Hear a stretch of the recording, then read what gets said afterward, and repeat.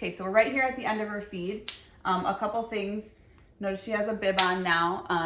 She doesn't have to wear a bib, of course, but sometimes if she's starting to look a little nauseous or something, we'll put a bib on her. Just because if she does throw up, it helps to, one, not ruin her clothes, because the formula does stain, and sometimes there's nothing we can do about that, but also it just helps with the cleanup a little bit so she doesn't have to sit there with puke all over her front. So if she is starting to look nauseous, you can just kind of put the bib on and she's fine.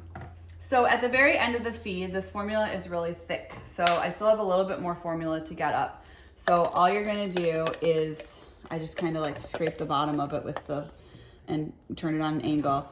Try and pull up as much as I can into the syringe. And you'll see I'm pulling up a lot of air. And then, so there's obviously a lot of air in here, you can see. So then you can just kind of push it up. When you're not on video, you can see it more clearly where it is. And then you do want to give her the last bit of this that's in here, because it ends up being close to maybe close to a half an ounce, and then multiply that times 4 times a day. That ends up being almost 2 ounces that she's not getting if you don't do this.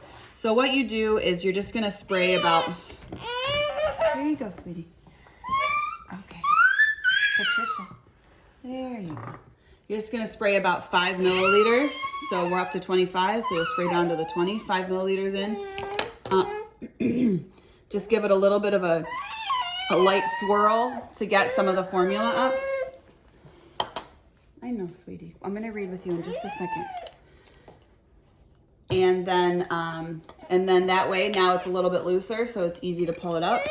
So you can just kind of pull up the rest, and as you can see now, it's pretty much all gone.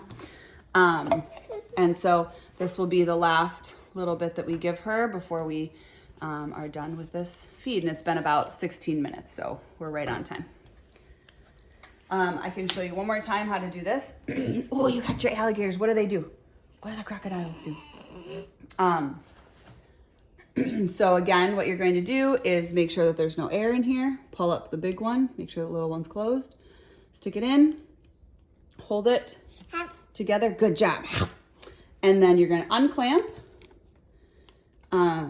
Slowly push it in, making sure there's no air bubbles here. If there are air bubbles that go in, you just pull up on the syringe a little to get them out.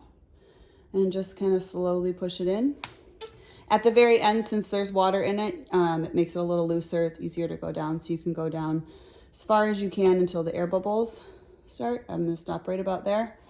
Clamp, pull it out, close it up. And that's it for the next like 10 minutes. There's one more thing we have to do, but we'll let her sit and kind of settle for a few minutes here.